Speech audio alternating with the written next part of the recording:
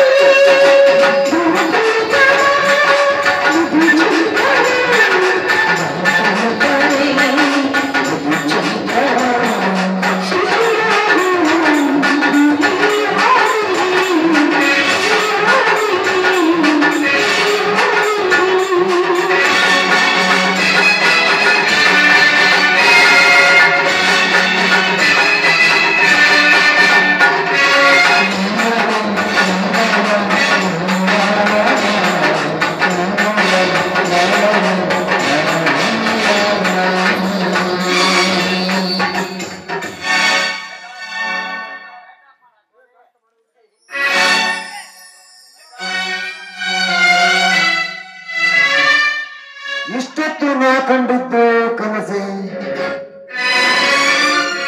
ಈ ಕನಸನ್ನು ಆದಷ್ಟು ಬೇಗ ನನಸಾಗಲೇಬೇಕು.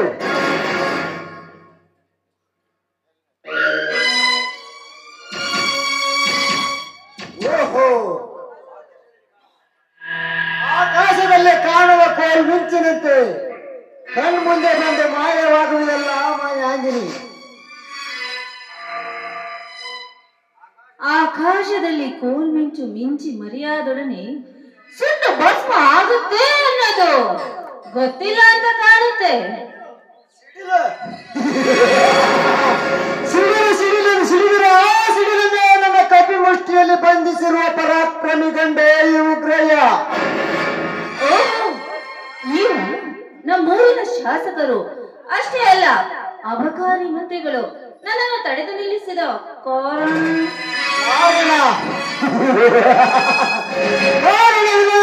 ಕಾರ್ಯವನ್ನು ಕೈಗೊಳ್ಳುವುದಿಲ್ಲ ಈ ಉಗ್ರಯ್ಯ. ನೋಡು, ಈ ನಿನ್ನ ಸಿಂಗಾರ ಭರಿತ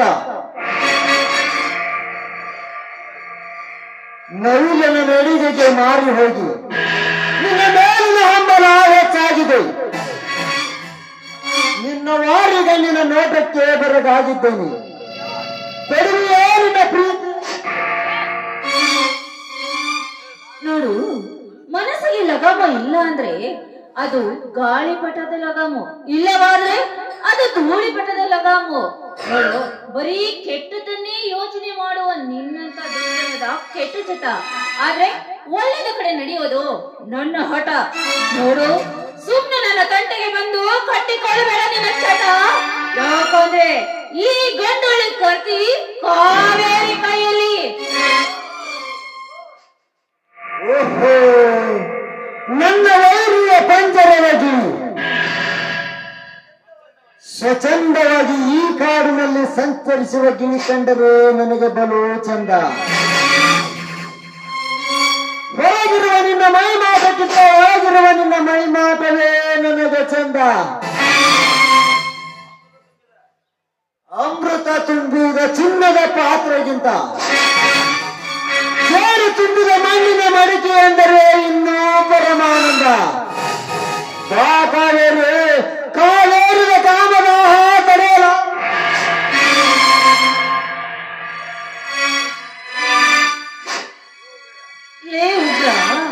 ನೋಡು, ಕಾಮದ ಪಿತ್ತ ನೆತ್ತಿಗೇರಿದೆ ಅಂತ ಕಣ ಹೆಣ್ಣು ಮಕ್ಕಳನ್ನು ಕೋಮಕ್ಕೆ ಕರೆದರೆ ಗಂಡಾಂತರ ನಿನಗೆ ತಪ್ಪಿರಲ್ಲ.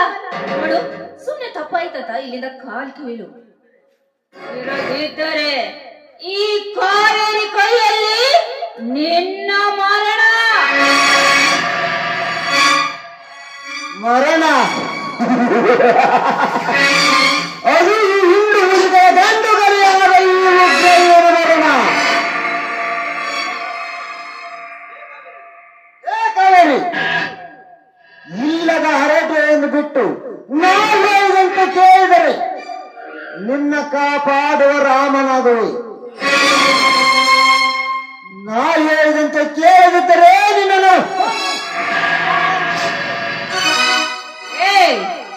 ನೀನು ರಾವಣನಾದ್ರೆ ಆ ರಾವಣನನ್ನ ಸಂಹಾರ ಮಾಡಲು ಆ ದೇವರ ಶ್ರೀರಾಮಚಂದ್ರ ಅವತಾರ ಎತ್ತಿ ಬಂದೇ ಬರುತ್ತಾನೆ. ಸುಮ್ನೆ ನನ್ನ ತಂಟೆ ಬಿಟ್ಟು ಇಲ್ಲಿಂದ ಹೊರಟೋಗೋ. ಹೊರಟು ಹೋದೆ ಹೋಗೋದಕ್ಕೆ ಬಿಡುವುದಕ್ಕೆ ತಡೆದು ನಿಲ್ಲಿಸಿಲ್ಲ ಕಾವೇರಿ. ಸೆರಗು ಜಾರುವ ಹೊತ್ತಿನಲ್ಲಿ ಸತಾಯಿಸುವುದು ಸರಿಯೇ ಕೋಮಲು. ನಿನ್ನ ದೇಹಗಳಿಗೆ ಹುದುಗಿರುವ ಶ್ರೀಗಂಧ ಸವಿಯಲು ಅನುಮತಿ ನೀಡದೆ ಕಾಣುವುದೆಷ್ಟೋ ಸರಿ. ಸವಿಜೇನ ಹೀರಲು ಅವಕಾಶ ನೀಡಿ ನೋಡು. ನಿನ್ನ ಗಂಡ ನೀಡಿದ ಪ್ರತಿ ಕ್ಷಣದ ಬಯಕೆಯನ್ನು ತೃಪ್ತಿಗೊಳಿಸಿವೆ. ಕಾವೇರಿ ತಡೆಯಲಾರದೆ ನಿನ್ನ ಕಾಮ. ನನ್ನನ್ನೇನಾದ್ರೂ ಮುಟ್ಟಲು ಬಂದಿದ್ಯಾ ಆದ್ರೆ ಕಾಲಲ್ಲಿರೋ ಪಾದ ರಕ್ಷಣೆ ನಿನಗೆ ಪೂಜೆ ಮಾಡಬೇಕಾಗುತ್ತದೆ. ಎಚ್ಚರ ಎಚ್ಚರ ನಿಮ್ಮಂತ ಹುತ್ತರಂಡೆಯರ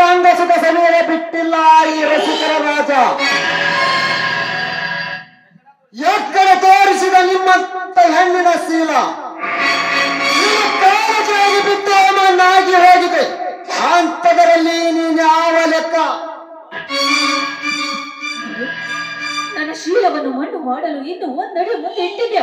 ಆದ್ರೆ ಈ ಕಾವೇರಿ ಕೈಯಲ್ಲಿ ಇವತ್ತು ನಿನ್ನ ಸಂಹಾರ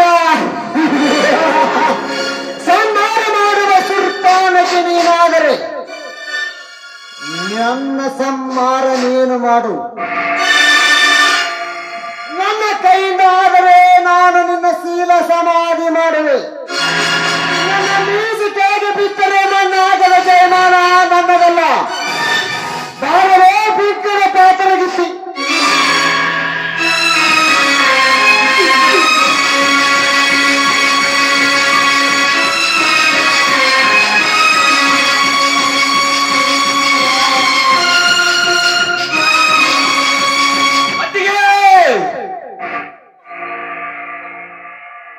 ಅತ್ತಿಗೆ, ಈ ದುಷ್ಟನೇನಾದರೂ ನಿನಗೆ ತೊಂದರೆ ಕೊಟ್ಟನೆ? ನನ್ನ ಅತ್ತಿಗೆಯನ್ನು ಏಕೆ ತಡೆದು ನಿಲ್ಲಿಸಿವೆ? ಆನೆ ಕೊಳ್ಳುವುದು ಸುಲಭ, ಆನೆಯನ್ನು ಸಾಕುವುದು ಬಹಳ ಕಷ್ಟ. ಆನೆ ಹೊಟ್ಟೆಯನ್ನು ತುಂಬಿಸಬಹುದು,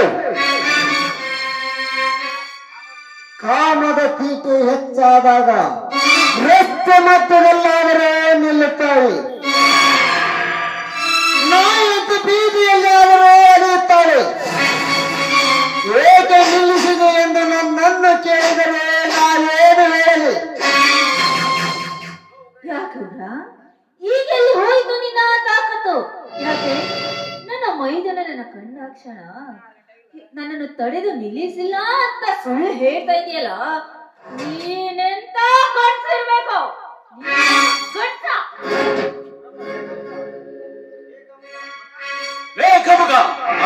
ಬಂಗಾರವನ್ನ ತಿಪ್ಪಿಯಲ್ಲಿ ಚೂರು ಚೂರು ಮಾಡಿ ಒಗೆದರು ಅದಕ್ಕಿರುವ ಬೆಲೆ ಕಡಿಮೆ ಆಗಲಾರದು. ಹಾಗೆ ಚಿನ್ನದಂತಿರುವ ನನ್ನ ಅತ್ತಿಗೆಗೆ ಅಪಮಾನ ಮಾಡಿವಿ.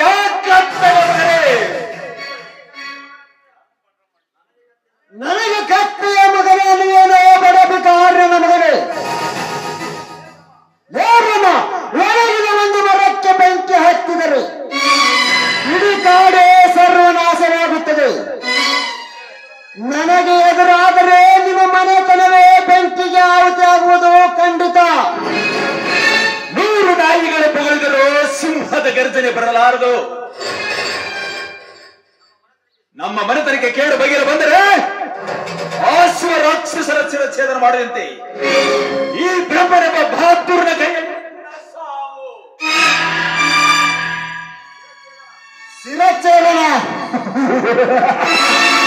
ಶಿರಚ್ಛೇದನ ಮಾಡಲು ನಂದೇನು ಮಾಡು ಕುರಿಮರಿ ಎಂದು ಇಟ್ಕೊಂಡಿರುವರೇ ಬಡಬಿಕಾರ್ಯನ ಮಗನೇ. ನಿನ್ನ ಕೈ ಎಷ್ಟೋ ಹುಡುಗರು ನನ್ನ ಕಾಲಿಗೆ ಹೊಸಕ್ಕೆ ಹಾಕಿರುವ ಪುಂಡರ ಮಿಂಡ ನಾಯಕ. ಈ ನಾಯಕನ ಮಚ್ಚ ಬಯಸಿ ಬಂದಿರುವಳೇ ನಿನ್ನ ಅತ್ತಿಗೆ. ಗಂಗೆ ಎಷ್ಟೇ ಪವಿತ್ರಳು ನನ್ನ ಅತ್ತಿಗೆ. ನಿನ್ನನ್ನು ಬಯಸಿ ಬಂದಿರುವಳೆಂದು ಪೊಗಳುವೆಯೋ? ಆ ಮರ್ದನ ಮಗನೇ, ಸತೀ ಶಿರೋಮಣಿ ಅಂತಿರುವ ನನ್ನ ಅತ್ತಿಗೆಗೆ ಅಪಮಾನ ಮಾಡಿದ್ದು ತಪ್ಪಾಯಿತೆಂದು ಕಾಲಿಗೆ ಬಿದ್ದು ಕ್ಷಮೆ ಕೇಳಿಕೋ. ಇಲ್ಲದಿದ್ದರೆ ಈ ಬ್ರಹ್ಮರೆಂಬ ಬಹದ್ದೂರ್ನ ಕೈಲಿ ನಿನ್ನ ಸಾವು.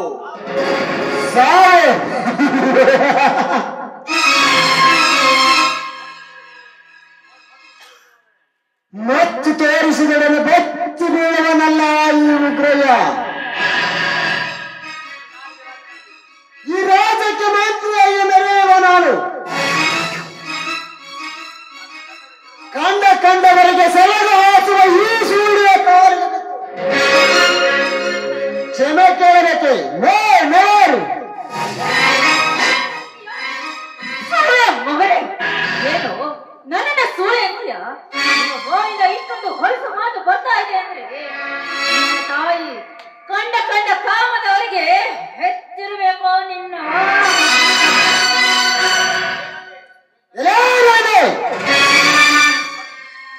ಹತ್ತು ಮೀರಿ ಮಾತನಾಡುತ್ತಿರುವಿಯ ಬಾಯಿ ಹತಾಶೆಯಲ್ಲಿಟ್ಟಕೋ. ಇಲ್ಲದಿದ್ದರೆ ನಿನ್ನ ನಾಯಿನ ಮೇಲೆ ನಿನ್ನನ್ನು ಹೊರಬತ್ತಲ ಮಾಡಿ ಊರೆಲ್ಲ ಮೆರವಣಿಗೆ ಮಾಡುವೆ. ನಪ್ಪಗ ಹುಟ್ಟಿದ ಮಗ ನೀನಾಗಿದ್ರೆ ಮೊಟ್ಟು ನೋಡ ನನ್ನ ಅತ್ತಿಗೆಯನ್ನ. ನಿನ್ನ ಅಟ್ಟಹಾಸಕ್ಕೆ ಮಂಗಳಾರತಿ ಹಾಡುವ ಮಗನೇ.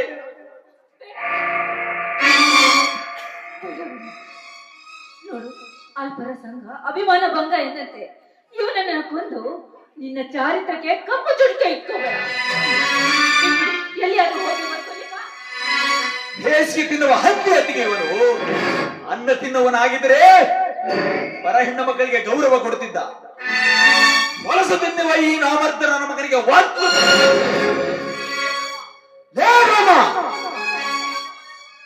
ನಿನ್ನನ್ನೇ ಮನೆಯಿಂದ ಒತ್ತು ಹಾಕಿದ್ದೇನೆ.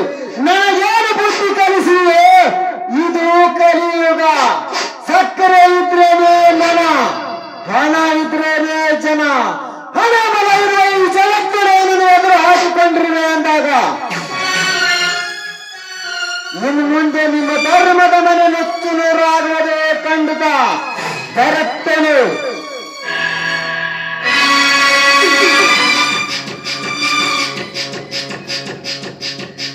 ಹೋಗು ಹಂತಕ ಹೋಗು. ನಿನ್ನಂತ ನರಹಂತಕರನ್ನ ಕೊಚ್ಚಿ ಹಾಕುವುದಕ್ಕೆ ಶಪಥ ಮಾಡಿರುವೆ. ಇರಲಿ ಅತ್ತಿಗೆ, ಒಬ್ಬಳೇ ಏಕಮ್ಮ ಕಾಡಿನಲ್ಲಿ ಬಂದಿರುವೆ. ಅದು ನಿಮ್ಮ ಅಣ್ಣನಿಗೆ ಬುದ್ಧಿ ತೆಗೆದುಕೊಂಡು ಹೋಗ್ಬೇಕು ಅಂತ ಹೊರಟಿದ್ದಪ್ಪ.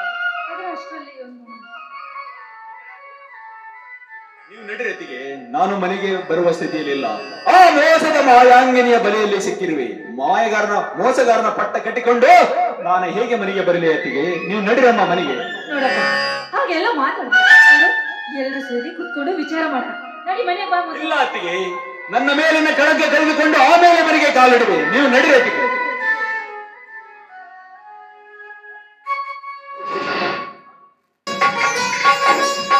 ಜೀವನದಲ್ಲಿ ಯಾವುದು ಸ್ಥಿರವಲ್ಲ. ಒಂದು ಕಾಲು ಮುಂದೆ, ಇನ್ನೊಂದು ಕಾಲು ಹಿಂದೆ.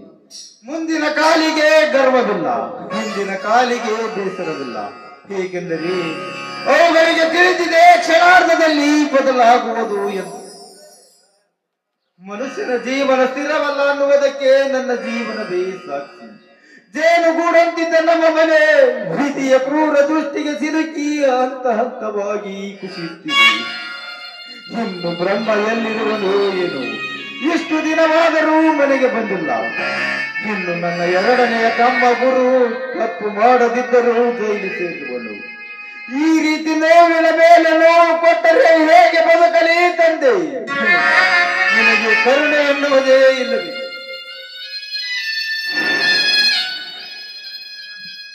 ಭಾವ, ಬರೀ ಸುಖವನ್ನೇ ಕೊಟ್ಟರೆ ಆ ದೇವರನ್ನ ನೆನೆಸೋರು ಯಾರು ಭಾವ? ಆ ದೇವರು ನನ್ನನ್ನ ನೆನೆಸ್ಲಿ ಅಂತ ಕಷ್ಟದ ಮೇಲೆ ಕಷ್ಟ ಕೊಡ್ತಾರೆ. ಅಂದ್ರೆ ನಮ್ಮಂತ ಬಡವರಿಗೆ ಹಿಡ್ಕೊಳ್ಳೋದು ಸದಾ ಬಾಗಿಲಲ್ಲೇ ಬಂದು ನಿಂತು ಕಾಯ್ತಾ ಇರುತ್ತೆ ಭಾವ, ಕಾಯ್ತಾ ಇರುತ್ತೆ. ಮನುಷ್ಯ ಮುಹೂರ್ತ ಇಲ್ಲದೆ ಹುಟ್ಟುತ್ತಾನೆ, ಮುಹೂರ್ತ ಇಲ್ಲದೆ ಸಾಯುತ್ತಾನೆ. ಹುಟ್ಟು ಸಾವಿನ ಮಧ್ಯ ಶುಭಗಳು ಬಂದೇ ಬರುತ್ತವೆ. ಆದರೆ ನಮ್ಮ ಜೀವನದಲ್ಲಿ ಶುಭ ದಿನಗಳಿಗಿಂತ ಕಷ್ಟದ ದಿನಗಳನ್ನೇ ಅನುಭವಿಸಬೇಕಾಗಿದೆ ಕಾವೇರಿ. ಎಲ್ಲವೂ ಆ ಭಗವಂತನ ಇಚ್ಛೆ. ಹೌದು ಭಾವ, ದುಷ್ಟ ಹಿಡ್ಕೊಳ್ಳೋದು ಕಾಲು ಹಿಡಿಯುತ್ತೆ. ಆದ್ರೆ ನಮ್ಮಂತವರಿಗೆ ಕಷ್ಟ ನಮ್ಮ ಹೆಗಲೇರಿ ಕುಣಿತಾ ಇರುತ್ತೆ. ಆದ್ರೂ ಹಣೆ ಬರಿಕೆ ಬಂದಿದ್ದು ಅನುಭವಿಸಬೇಕಲ್ವಾ? ಅದ್ರ ಮುಂದೆ ನಾವೆಲ್ಲ ತಲೆ ಬಾಗ್ಲೇಬೇಕು ಭಾವ. ನೋಡು ಭಾವ, ನಿನ್ನೆಯಿಂದ ಅನ್ನ ನೀರು ಏನು ತಿಂದಿಲ್ಲ.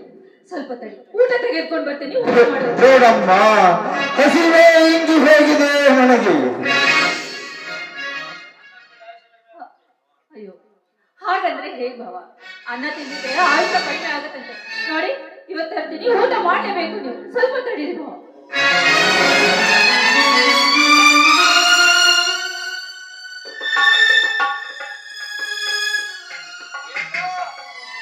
ಭಾವ, ನೀವು ತಿಂತಾರೆ, ನಮ್ಮ ಒಳಗಡೆ ಕೆಲಸ ಇದೆ, ತಗೊಳ್ಳಿ.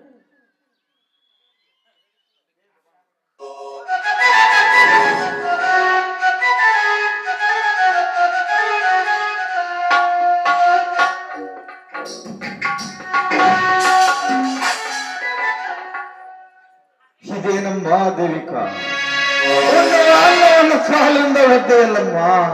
ಅನ್ನದ ಬೆಲೆ ಏನಾದರೂ ಗೊತ್ತೇನಮ್ಮ ನಿನಗೆ? ಅನ್ನದ ಬೆಲೆ ಏನು ಅಂತ ನನ್ನನ್ನು ಕೇಳೋ ಮೊದಲು ನೀನು ಮೊದಲು ತಿಳಿದುಕೋ. ನೋಡು, ಮತ್ತೊಬ್ಬರು ದುಡಿದು ತಿನ್ನೋದಿಲ್ಲ, ಅದು ಸಂಪಾದನೆ ಅನಿಸ್ಕೊಳ್ಳೋದಿಲ್ಲ. ನೀನೇ ದುಡಿದು ತಿನ್ನುತ್ತೀಯಲ್ಲ, ಆವಾಗ ಅದಕ್ಕೆ ಸಂಪಾದನೆ ಅಂತ ಹೇಳ್ತಾರೆ. ಏನೋ ಮಾಡ್ತಾ ಇದೀಯಾ? ಯಾರೋ ದುಡಿತಿದ್ರು ತಿಂತಾ ಇದೆಯಲ್ಲ.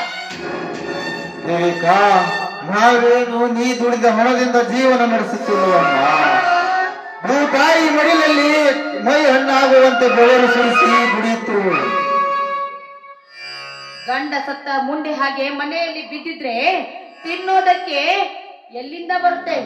ನನ್ನ ಗಂಡ ಹಗಲು ರಾತ್ರಿ ಅನ್ನದೆ ಕಷ್ಟಪಟ್ಟು ದುಡಿತಾ ಇದ್ರೆ ನೀವು ಈ ಮನೆಯಲ್ಲಿ ದನ ತಿನ್ನೋ ಹಾಗೆ ತಿಂತಾ ಇದ್ದೀರಲ್ಲ, ನಾಚಿಕೆ ಬರೋದಿಲ್ವೇನ್ರಿ ನಿಮ್ಮ ಹೆಸರು ಜನ್ಮಕ್ಕೆ?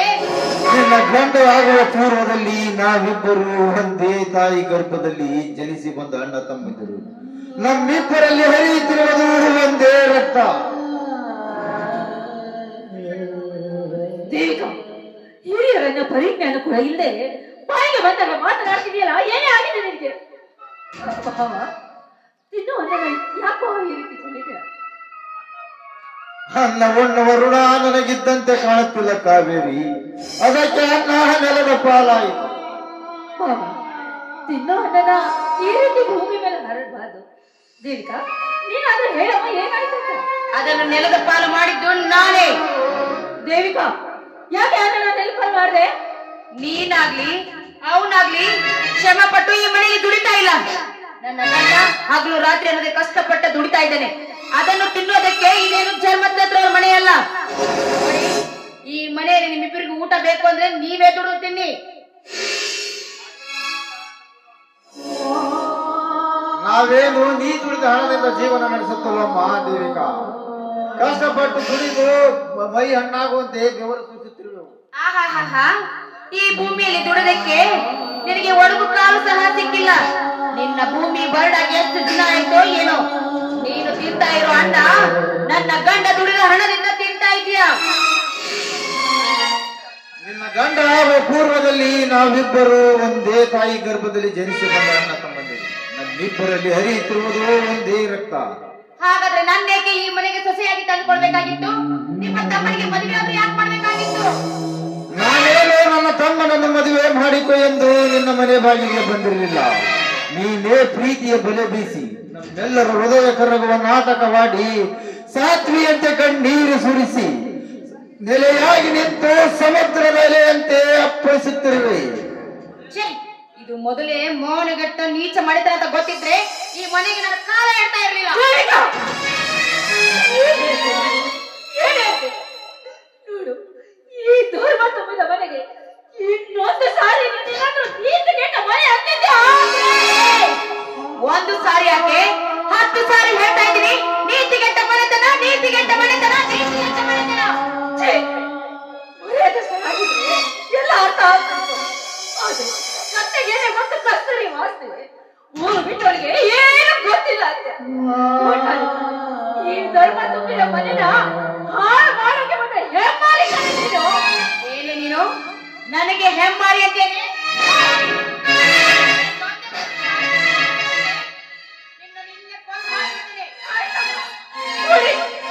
ಸಮಾಧಾನ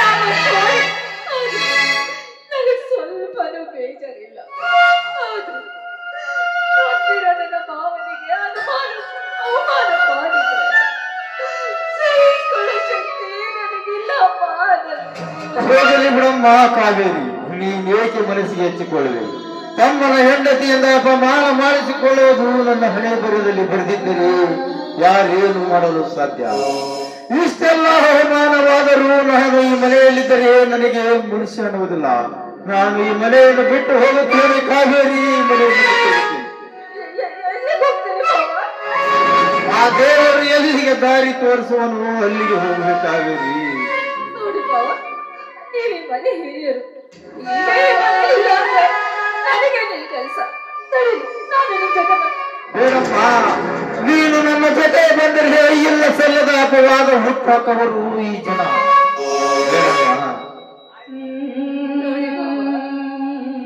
ಆಯ್ತು, ನಾಯಿ ಮಗಳಿದ್ರೆ ದೇವಲೋಕ ಏನೋ ಹಾಳಾಗೋದಿಲ್ಲ. ಜನಗಳ ಮಾತಿಗೆ ನಾವೇ ತಲೆ ಕೆಡಿಸ್ಕೊಳ್ಳೋದು ಬೇಡ. ನಡೀರಿ ಬಾವ, ನಾವಿಲ್ಲಿಂದ ಹೋಗೋಣ. ಸುಖವಾಗಿರ್ಲಿ, ಗಂಡನ ಊಟ ತಿನ್ಕೊಂಡು ನಾವು ಹೋಗುವೆವು, ನೀನಾದರೂ ಸುಖವಾಗಿರಮ್ಮ ಈ ಮನೆಯಲ್ಲಿ. ಪೀಡೆಗಳು ಮೊದಲು ತೊಲಗಿದ್ರೆ ಸಾಕು. ಜೀವ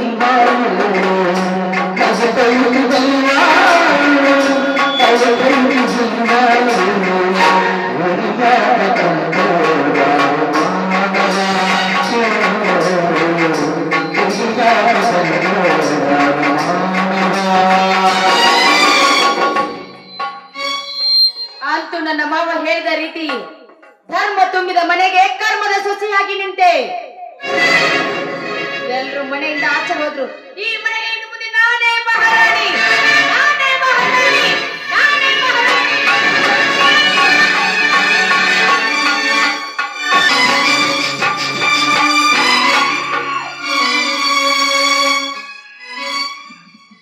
ಯಾರು ದಾನ ಕೊಂಡಿರುವುದಿದ್ರ?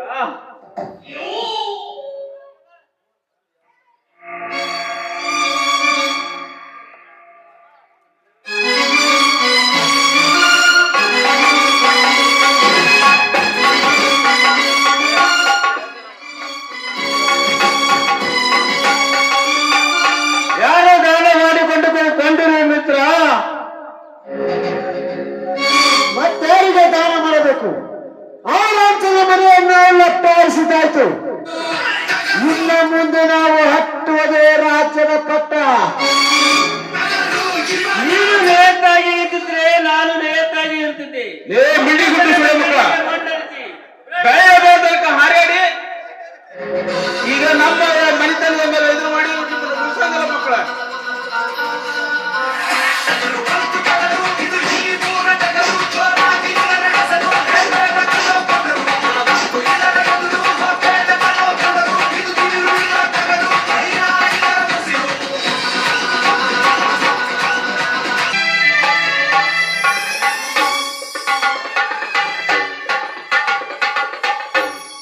ಕನ್ನಡ ಕಲೆಯನ್ನು ಕಂಡು ಕುಳುಕುಳು ನಗುತ್ತಿರುವಂತಹ ಕನ್ನಡ ಕಲಾಭಿಮಾನಿಗೆ ಸಮಯ ಪ್ರಾರ್ಥನೆ.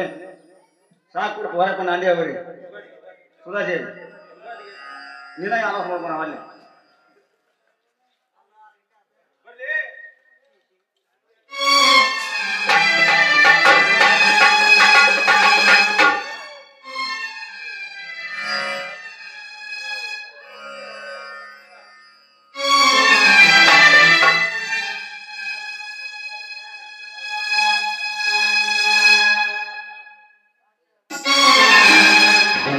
ಜಗವು